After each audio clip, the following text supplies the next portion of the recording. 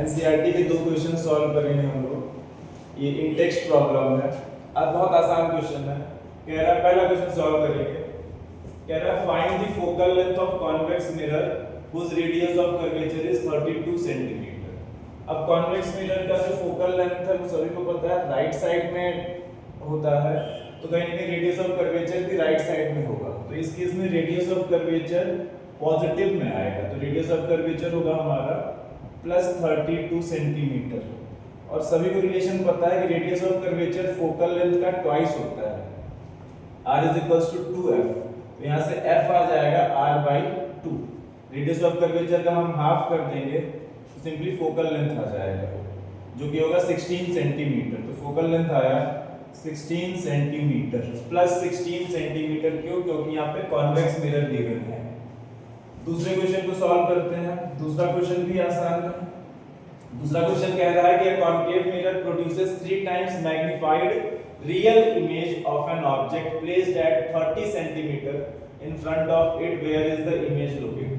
अब यहाँ पे गिवन क्या है? मैग्निफिकेशन। बोल रहा है produces 3 times magnified real image. 3 times मतलब यहाँ पे सर मैग्निफिकेशन दिया है 3, मींस जो इमेज का साइज है वो ऑब्जेक्ट के साइज के 3 टाइम्स है, मींस मैग्निफिकेशन 3 हो गया। अब +3 होगा -3। अब यहाँ पे दिया है रियल इमेज, तो रियल इमेज के केस में मैग्निफिकेशन नेगेटिव होता है, तो अब मैग्निफिकेशन है -3। ये गिवन है। और क्या गिवन है? ऑब्जेक्ट प्लेस्ड है, कह रहा है 30 सेंटीमीटर पे, मींस u गिवन है यहाँ पे 30। तो ऑब्जेक्ट डिस्टेंस हमेशा हम नेगेटिव में लेते हैं। v पता करना है, where is the image located. तो मैग्निफिकेशन का फार्मूला हमें पता है, m = -v/u। तो यहाँ पे m की जगह हम -v/u = -3 से इक्वेट कर सकते हैं। वैल्यू पुट करें, नेगेटिव नेगेटिव काट दो, v/u की वैल्यू -30 = 3। तो v आया यहाँ पे 30 × 3 -90 सेंटीमीटर। तो जो ऑब्जेक्ट जो इमेज बनेगा वो 90 सेंटीमीटर बनेगा लेफ्ट साइड में, मींस यहाँ पे जो इमेज बना वो रियल इमेज बनेगा। तो लिखेंगे the image is located at 90 centimetre in front of the mirror. जब भी एग्जाम में आंसर लिखेंगे, कंप्लीट आंसर लिखेंगे, पूछा गया है where is the image located, तो आंसर आ जाएगा the image is located at 90 centimetre in front of the mirror. अगला टॉपिक पढ़ेंगे रिफ्रैक्शन ऑफ लाइट। हमने पहले पढ़ा था रिफ्लेक्शन, अब पढ़ेंगे रिफ्रैक्शन। तो रिफ्रैक्शन के पहले एग्जांपल समझ लेते हैं। जैसे किसी भी हम तालाब को देखते हैं, तो तालाब का जो सरफेस है वो हमें एक्चुअल लेवल से हल्का ऊपर उठा हुआ दिखाई देता है। और किसी भी अगर ग्लास, मान लो ग्लास है, ग्लास में कोई हमने पानी भरा है और पानी में अगर हम कोई नींबू डाल देते हैं या एग डाल देते हैं तो उसका साइज हल्का बड़ा दिखाई देता है। या और कहें तो एक ग्लास में अगर पानी है और उसमें पेंसिल डला हुआ है, तो जो इंटरफेस होता है, जो सरफेस होता है पानी का, वहां से पेंसिल हल्का बेंड दिखाई देता है, लेवल अलग अलग दिखाई देता है। तो ये जो भी है ये सब रिफ्रैक्शन ऑफ लाइट की वजह से। तो रिफ्रैक्शन ऑफ लाइट होता क्या है? जब लाइट एक मीडियम से दूसरे मीडियम में ट्रेवल करता है तो लाइट की स्पीड चेंज होती है। तो स्पीड चेंज होने की वजह से यहाँ पे बेंडिंग ऑफ लाइट होता है। तो सिंपली कहने का मतलब जब एक मीडियम से लाइट दूसरे मीडियम में जाता है तो लाइट का बेंडिंग होता है, और इसी बेंडिंग को हम कहते हैं रिफ्रैक्शन ऑफ लाइट। तो डेफिनेशन लिखा गया है, the phenomena of bending of light when it passes from one medium to another medium. अब जैसे मान लेते हैं हमारे पास 2 मीडियम है, अब ऊपर पहला मीडियम, नीचे दूसरा मीडियम। अब ये है हमारा इंटरफेस, ये है इंटरफेस। इंटरफेस एक सरफेस है जो दोनों मीडियम को सेपरेट करता है। इसके ऊपर हमने मान लिया पहला मीडियम और इसके नीचे मान लिया हमने दूसरा मीडियम। मान लो पहला मीडियम है एयर और दूसरा मीडियम है सपोज दैट वाटर। अब एयर और वाटर, एयर में लाइट की स्पीड तेज है और वाटर में लाइट की स्पीड स्लो होती है। तो यहाँ पे 2 मीडियम है, एक मीडियम होगा हमारा रेयर मीडियम और एक मीडियम होगा डेंसर मीडियम। अब रेयर डेंसर डिफाइन किया गया है on the basis of speed of light. इसको बेसिकली कहा जाता है ऑप्टिकली रेयर या ऑप्टिकली डेंसर। मतलब ऐसा मीडियम जिसमें लाइट की स्पीड फास्ट है उसको कहा जाता है ऑप्टिकली रेयर मीडियम, और ऐसा मीडियम जिसमें लाइट की स्पीड स्लो है उसको कहा जाता है ऑप्टिकली डेंसर मीडियम। लाइट अगर तेजी से ट्रेवल कर रहा है तो वो रेयर मीडियम है, लाइट अगर धीरे ट्रेवल कर रहा है तो वो डेंसर मीडियम होगा। तो यहाँ पर एयर में लाइट की स्पीड ज्यादा होगी एज कंपेयर टू वाटर, तो एयर हो जाएगा हमारा रेयर मीडियम और वाटर हो जाएगा डेंसर मीडियम। जरूरी नहीं है कि वाटर हमेशा डेंसर होगा, ये रेयर और डेंसर कंपैरेटिव टर्म है। दो मीडियम में एक रेयर होगा और एक डेंसर होगा। अब जैसे मान लो अगर पहला मीडियम हम वाटर ले रहे हैं और दूसरा मीडियम हम ले रहे हैं ग्लास, तो उस केस में वाटर रेयर हो जाएगा और ग्लास डेंसर हो जाएगा, क्योंकि वाटर में लाइट की स्पीड ग्लास में जो लाइट की स्पीड होगी उससे तेज है, वाटर में तेज ट्रेवल करेगा एज कंपेयर टू ग्लास। तो दो मीडियम, पहला रेयर दूसरा डेंसर, मान लिया पहला एयर दूसरा वाटर। अब अगर लाइट रे एयर से आई, ये इंसिडेंट रे हो गया, अब जाना तो इसको सीधे चाहिए था लेकिन यहाँ पे मीडियम चेंज हो गया, मीडियम चेंज होने की वजह से लाइट की स्पीड चेंज हो गई। अब स्पीड चेंज होगा तो यहाँ पे कहीं ना कहीं अब बेंडिंग होगा। अब देखा जाए ये हो गया हमारा पॉइंट ऑफ इंसिडेंस। अगर इसके हम एक परपेंडिकुलर एक लाइन बनाए तो ये कहलाएगा नॉर्मल। ऊपर वाला पहले मीडियम का नॉर्मल और नीचे वाला दूसरे मीडियम का नॉर्मल, और ये है हमारा इंसिडेंट रे। इंसिडेंट रे अब बेसिकली ये रिफ्रैक्ट करेगा, ट्रेवल तो इसको इधर करना चाहिए बट स्पीड कम होने की वजह से ये बेंड होगा टुवर्ड्स दी नॉर्मल, और जो ये रे रिफ्रैक्ट हुई है इसको कहा जाता है रिफ्रैक्टेड रे। इंसिडेंट रे, रिफ्रैक्टेड रे। तो देखा जा रहा है जब लाइट एक मीडियम से दूसरे मीडियम में ट्रेवल कर रही है तो ये अपने ओरिजिनल पोजीशन से बेंड होती है, ठीक, और इसी बेंडिंग को कहा जाता है रिफ्रैक्शन ऑफ लाइट। अब इंसिडेंट रे और नॉर्मल के बीच के एंगल को कहा जाता है एंगल ऑफ इंसिडेंस। नॉर्मल और रिफ्रैक्टेड रे के बीच के एंगल को कहा जाता है एंगल ऑफ रिफ्रैक्शन। ध्यान रखो, ठीक, ओके, ठीक है। ये है refraction of light, bending of light when it passes from one medium to another medium. अब दो केस है, अगर रेयर से डेंसर में जा रहा है तो ये बेंड होगा टुवर्ड्स द नॉर्मल, और वहीं अगर डेंसर से रेयर में जाता है तो बेंड होगा अवे फ्रॉम नॉर्मल। जैसे सपोज कर लेते हैं यहाँ पे एक इंटरफेस है, इसके ऊपर एक मीडियम है, नीचे एक मीडियम है। सपोज दैट ऊपर डेंसर मीडियम है और नीचे रेयर मीडियम है। अब अगर डेंसर से लाइट रे रेयर में जाएगा तो पहले तो नॉर्मल बना लिए, नॉर्मल बना लिए, दोनों का नॉर्मल, ऊपर मीडियम का और नीचे मीडियम का, ऊपर वाले को n और नीचे वाले को n डैश, मतलब ये ऊपर का नॉर्मल और ये नीचे का नॉर्मल। अब कायदे में देखा जाए तो जाना तो इसको सीधे चाहिए था, बट ये डेंसर है ये रेयर है। डेंसर में लाइट की स्पीड कम होती है, रेयर में लाइट की स्पीड ज्यादा होती है। तो डेंसर से जब रेयर में जाएगा तो ये बेंड होगा अवे फ्रॉम नॉर्मल। ये नॉर्मल, ये इंसिडेंट रे का डायरेक्शन, इससे दूर जाएगा अवे फ्रॉम नॉर्मल। तो कुछ इस तरीके से ही जाएगा। ये इंसिडेंट रे और ये रिफ्रैक्टेड रे। Angle between incident ray and normal is called angle of incidence, and angle between refracted ray and normal is called angle of refraction. ध्यान रखना। एक छोटा सा इसमें एडिट करोगे, the phenomena of bending of light when it passes obliquely, when it passes obliquely from one medium to another medium. Obliquely का मतलब किसी एंगल पे, अगर लाइट रे किसी एंगल पे आ रहा है, मतलब नॉर्मल से किसी एंगल पे आ रहा है तो उसका रिफ्रैक्शन होगा। अगर किसी एंगल पे नहीं आ रहा, मतलब नॉर्मल के अलोंग अगर लाइट रे आ रहा है, if incident ray is along normal, if incident ray is along normal, तब क्या होगा? तब क्या होगा? जैसे ये मान लेते हैं इंसिडेंट रे परपेंडिकुलर आ रहा है, इंसिडेंट रे सरफेस के परपेंडिकुलर आ रहा है, ये है इंसिडेंट रे। अब देखा जाए तो इस पॉइंट से अगर हम नॉर्मल ड्रॉ करें तो नॉर्मल ये इंसिडेंट रे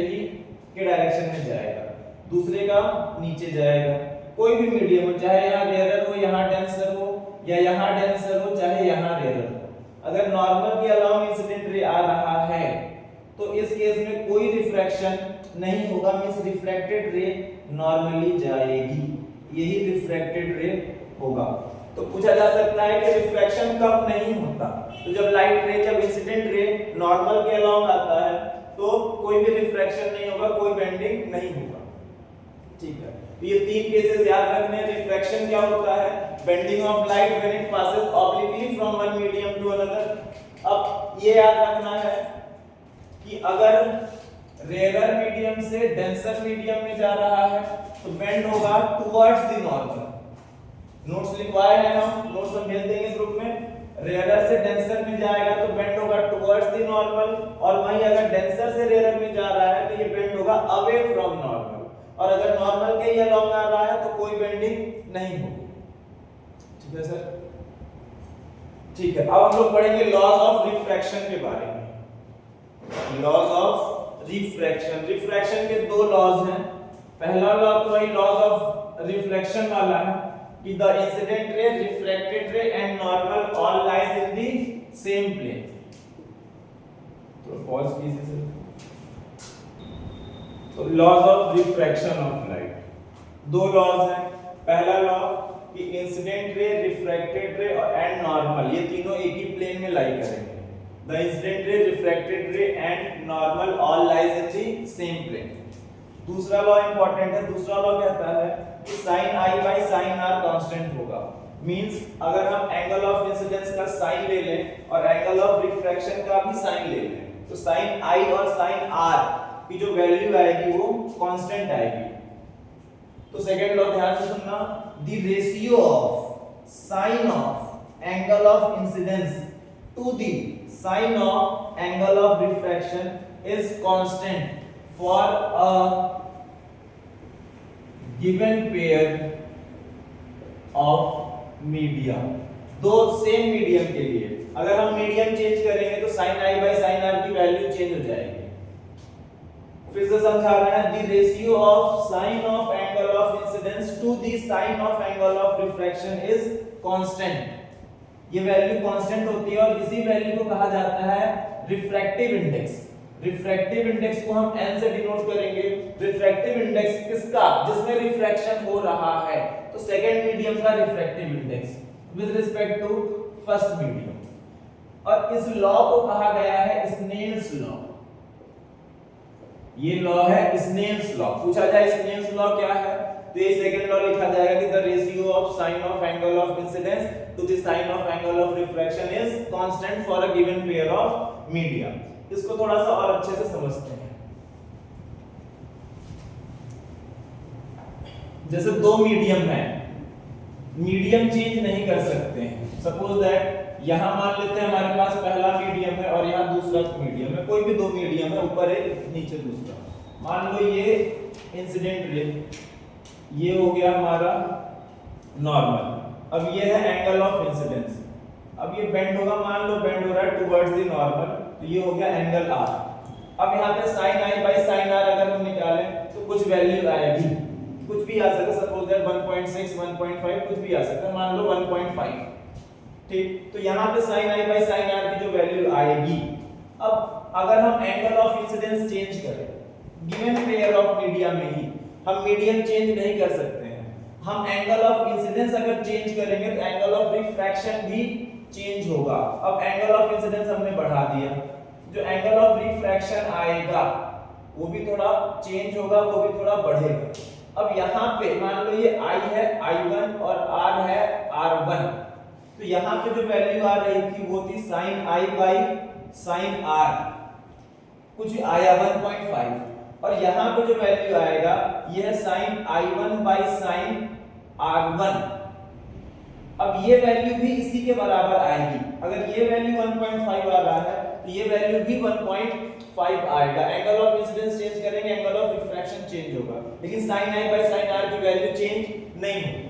अब अगर हम और एंगल ऑफ इंसिडेंस चेंज करें, एंगल ऑफ इंसिडेंस अगर हम और चेंज करें, किसी भी एंगल पे ले लो, एंगल ऑफ इंसिडेंस अगर चेंज करोगे तो एंगल ऑफ रिफ्रैक्शन भी चेंज होगा। मान लो ये I2 है और ये R2 है, तो यहाँ पे जो sign I2 by sine R2 की वैल्यू आएगी ये सेम होगी।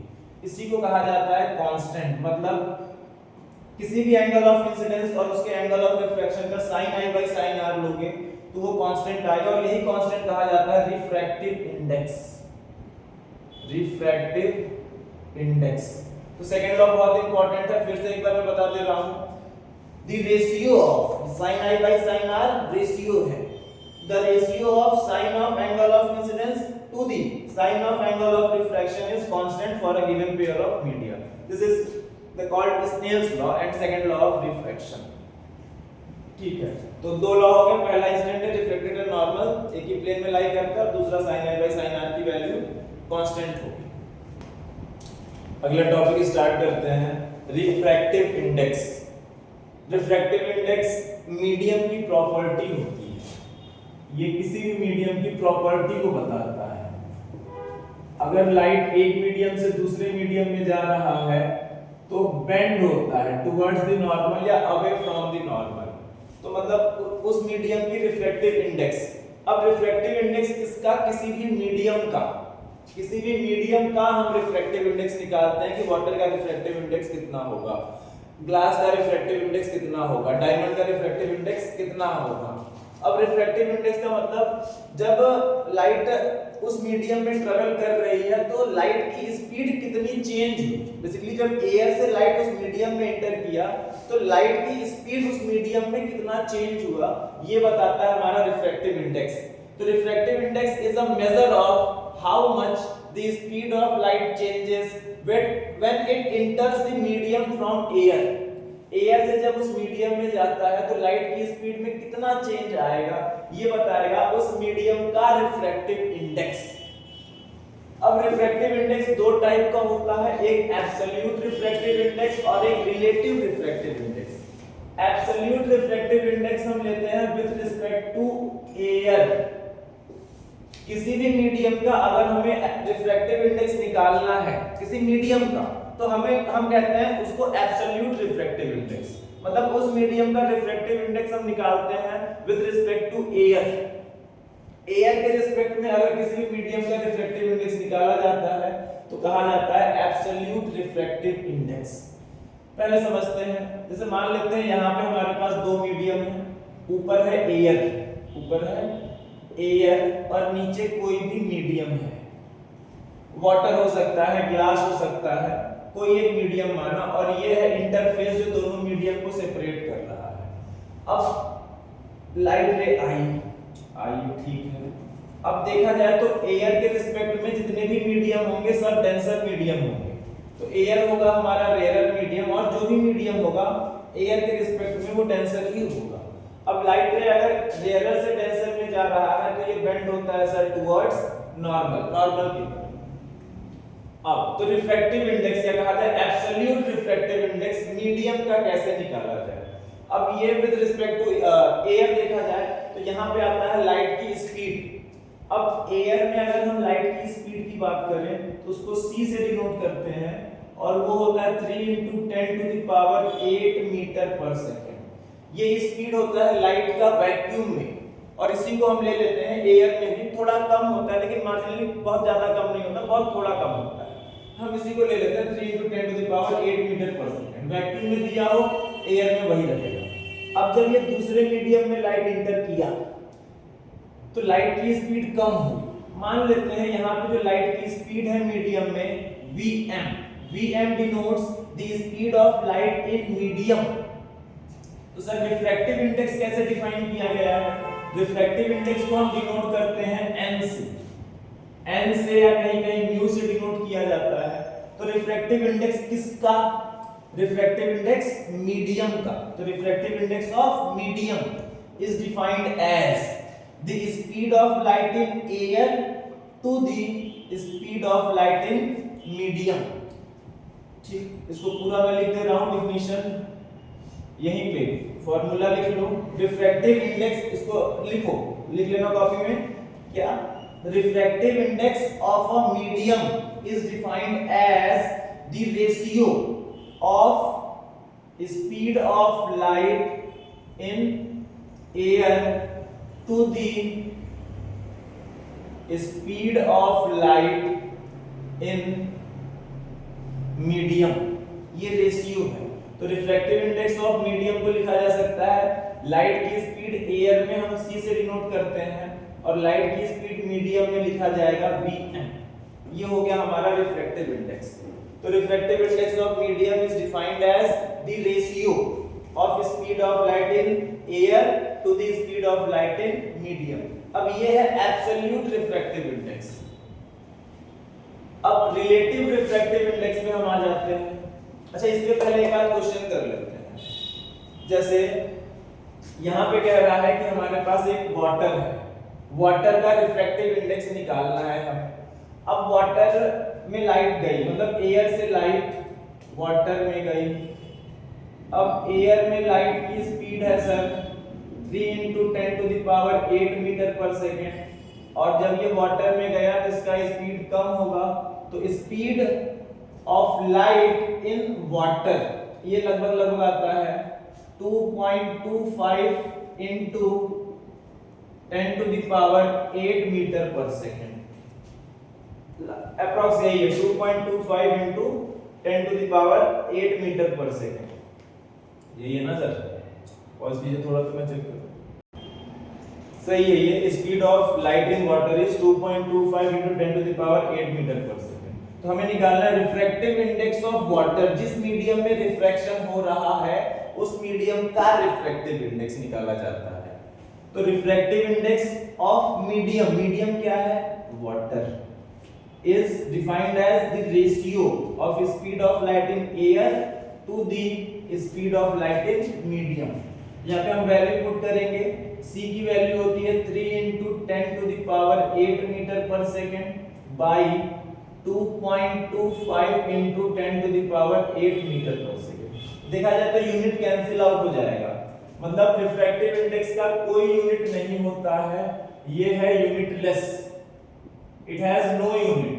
तो सिंपली यहां पे लिख लो यूनिटलेस। पूछा जाए रिफ्रैक्टिव इंडेक्स का यूनिट क्या है, कोई यूनिट नहीं होता है, यूनिटलेस है। क्यों? क्योंकि ये रेशियो है, ऊपर स्पीड नीचे स्पीड कट जाएगा। अब 10⁸ कट गया।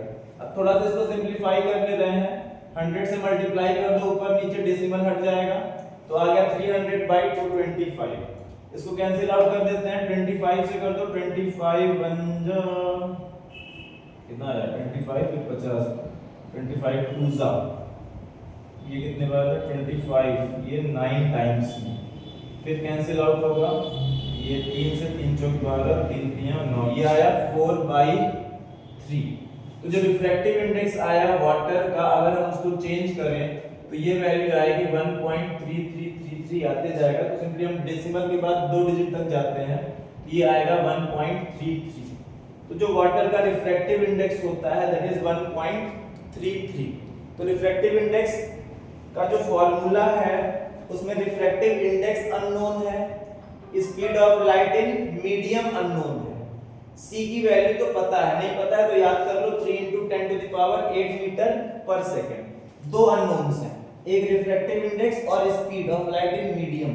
दोनों में से कोई एक वैल्यू गिवन होगा, दूसरा हमें निकालना होगा। यहाँ पे मैंने स्पीड दिया था, रिफ्रैक्टिव इंडेक्स निकालना था। अब अगर हमें स्पीड निकालना हो तो हम क्या करेंगे, तो स्पीड इधर आके रिफ्रैक्टिव इंडेक्स से मल्टीप्लाई, रिफ्रैक्टिव इंडेक्स इधर जाके डिवाइड। तो speed of light in medium कैसे आएगा, c/रिफ्रैक्टिव इंडेक्स। ध्यान रखेंगे इस चीज को। अब पढ़ेंगे एब्सोल्यूट रिफ्रैक्टिव इंडेक्स हमने पढ़ लिया, ये लिया जाता है विद रिस्पेक्ट टू एयर, मतलब पहला मीडियम एयर होगा कंफर्म। एब्सोल्यूट के टर्म में पहला मीडियम एयर, दूसरा मीडियम कोई भी मीडियम होगा, water, glass, benzene, kerosene oil, कोई भी मीडियम हो सकता है। अब पढ़ेंगे relative refractive index. Relative refractive index का मतलब एक मीडियम के रिस्पेक्ट में हम दूसरे मीडियम का रिफ्रैक्टिव इंडेक्स निकाल रहे हैं। जैसे अगर वाटर से लाइट ग्लास में एंटर करता है तो ग्लास का refractive index with respect to water, relative refractive index. अब रिलेटिव रिफ्रैक्टिव इंडेक्स को डिनोट किया जाता है n से। रिफ्रैक्टिव इंडेक्स किसका, जिसमें रिफ्रैक्शन हो रहा है। तो रिफ्रैक्शन सेकंड मीडियम में होगा with respect to first medium, इस तरीके से डिनोट किया जाएगा। तो ये हमारा इंटरफेस हो गया। मान लो ऊपर है पहला मीडियम और नीचे है दूसरा मीडियम, इसको इंटरफेस कहते हैं, ठीक है। अब एक मीडियम से लाइट रे आई, ठीक है सर, आई, दूसरे मीडियम में लाइट रे गई, जाएगी, कैसे जाएगी? अगर ये डेंसर मीडियम है और ये रेयर है तो बेंड होगा अवे फ्रॉम नॉर्मल, ये अगर रेयर है ये डेंसर है तो बेंड होगा टुवर्ड्स द नॉर्मल। अभी उससे मतलब नहीं है, अभी बस मान लेते हैं ऊपर वाला रेयर है नीचे वाला डेंसर है। अब लाइट बेंड होगी टुवर्ड्स द नॉर्मल। अब पहले मीडियम में लाइट की स्पीड कुछ ना कुछ तो होगी, मान लिया जाता है v1, तो v1 is the speed of light in first medium, दूसरे मीडियम में लाइट की स्पीड मान ली गई v2, तो v2 is the speed of light in second medium. Same यही है। अब रिफ्रैक्टिव इंडेक्स किसका? Refractive index of second medium with respect to first medium. Refractive index of second medium with respect to first medium is defined as the ratio of speed of light in first medium to the speed of light in second medium। ये है, ध्यान रखना, ये है refractive index of second medium with respect to first. ठीक, तो यहाँ पे थोड़ा सिंपलीफाई करके हम देख सकते हैं speed of light in first medium को v1 लिया गया है, speed of light in second medium को v2 लिया गया है। तो ये एक फार्मूला आ गया v1 by v2। अब वही अगर हमें निकालना है n1 by n2, refractive index of first medium with respect to second medium. मतलब सर ऊपर हम मान लिए कि अब रिफ्रैक्टिव इंडेक्स फर्स्ट मीडियम का मतलब रिफ्रैक्शन फर्स्ट मीडियम में होगा, तो फर्स्ट मीडियम नीचे ले लो, ऊपर भी लेना चाहते हैं ले सकते हैं, चलो ऊपर ही ले लेते हैं। तो मान लो ये फर्स्ट मीडियम ऊपर है, सेकंड मीडियम नीचे है। अब लाइट रे नीचे से ऊपर जा रहा है, सेकंड मीडियम से फर्स्ट मीडियम जा सकता है। आप मीडियम को ऊपर चेंज कर सकते हैं, सेकंड मीडियम ऊपर ले सकते हैं, फर्स्ट मीडियम नीचे ले सकते हैं, कोई दिक्कत नहीं। सेकंड मीडियम से फर्स्ट मीडियम में लाइट रे जा रहा है, ठीक है, जाए, ऊपर रेयर, मान लो नीचे डेंसर। अब जब रेयर से डेंसर जाता है तो बेंड होता है टुवर्ड्स द नॉर्मल, डेंसर से अगर रेयर में जा रहा है तो बेंड होगा अवे फ्रॉम नॉर्मल। जाना ऐसे चाहिए था बट बेंड होगा अवे फ्रॉम नॉर्मल, तो ये कुछ इस तरीके से जाएगा। तो रिफ्रैक्शन किस में हुआ सर? फर्स्ट मीडियम में।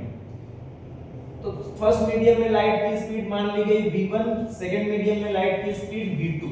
तो refractive index of first medium with respect to second medium, same वही लाइट कहां से आ रहा है? फर्स्ट मीडियम से, सॉरी सेकंड मीडियम से फर्स्ट मीडियम में गया, तो speed of light in second medium by speed of light in first medium. इसको थोड़ा सा और मुझे लग रहा है नहीं समझ में आया क्या? तो एक बार फर्स्ट सेकंड मीडियम ऊपर कर लो, फर्स्ट मीडियम नीचे कर लो। तो यहाँ पे लाइट आया, मान लो स्पीड v2, यहाँ पे लाइट गया, मान लो स्पीड v1। अब रिफ्रैक्टिव इंडेक्स किसका? जिसमें रिफ्रैक्शन हुआ फर्स्ट मीडियम का, फर्स्ट मीडियम में रिफ्रैक्शन हो रहा है, तो फर्स्ट मीडियम का refractive index with respect to second medium, speed of light in second medium by speed of light in first medium. अब देखा जाए ये दोनों एक दूसरे के रेसिप्रोकल हैं। अब इन दोनों को अगर ध्यान से देखो तो इसको मैं लिख सकता हूं 1 by v1 by v2, v2 को v1 के नीचे ला सकते हैं, तो इसी को मैं क्या लिख सकता हूं 1 by v1 by v2, v1 by v2 n2 by n2 1 के बराबर होगा। तो कहने का मतलब यहां से एक और रिलेशन निकला, refractive index of first medium with respect to second medium is equals to 1 by refractive index of second medium with respect to first medium। ये ध्यान रखना, ठीक है। तो रिफ्रैक्टिव इंडेक्स फिर से मैं रिवाइज करवा रहा हूं। रिफ्रैक्टिव इंडेक्स को डिनोट किया जाता है n से या म्यू से। दो टाइप के रिफ्रैक्टिव इंडेक्स होंगे, एक एब्सोल्यूट रिफ्रैक्टिव इंडेक्स मींस किसी मीडियम का absolute refractive index with respect to water, sorry air, with respect to air means first medium air होगा, ये कंफर्म है, और सेकंड मीडियम कोई भी मीडियम हो सकता है। तो उस मीडियम का refractive index is defined as the ratio of speed of light in air to the speed of light in medium.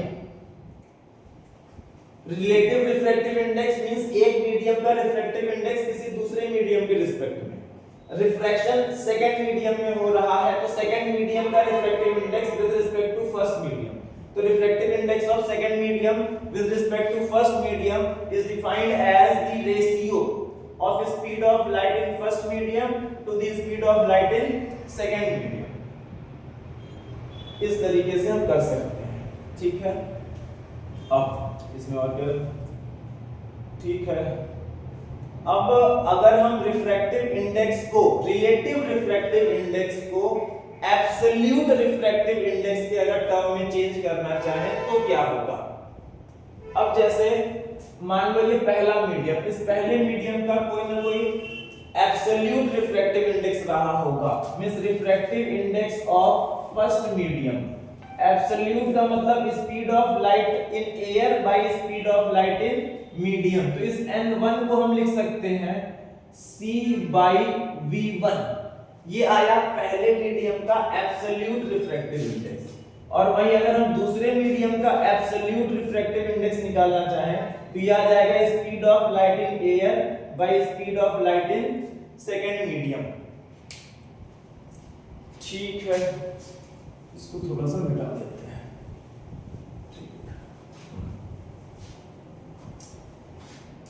ठीक है। अब हमें पता है refractive index of second medium with respect to first medium, speed of light in first medium by speed of light in second medium. अब इसे change करना है, रिलेटिव को एब्सोल्यूट के टर्म में चेंज करना है, n1 और n2 के टर्म में चेंज करना है। तो n1 और n2 में देख रहे हैं c आ रहा है, तो यहाँ पे c का मल्टीप्लाई कर दो, ऊपर और नीचे दोनों जगह c का मल्टीप्लाई कर दो, कोई दिक्कत नहीं, हम कर सकते हैं। अब थोड़ा सा चेंज करना पड़ेगा, c by v2 को अलग करो, c by v2 को अलग करो, और यहाँ पे जो c है, ठीक है, रहने दो।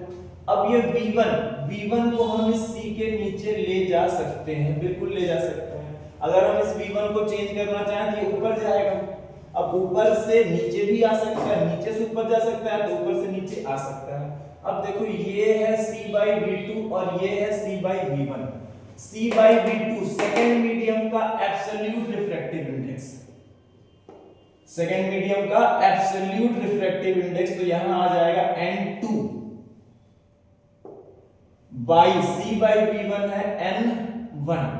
तो ये relative refractive index of second medium with respect to first is the ratio of absolute refractive index of second medium to the absolute refractive index of first medium, ठीक है। सिंपली कहा जाए तो refractive index of second medium with respect to first medium is equals to refractive index of absolute refractive index of second medium by absolute refractive index of first medium.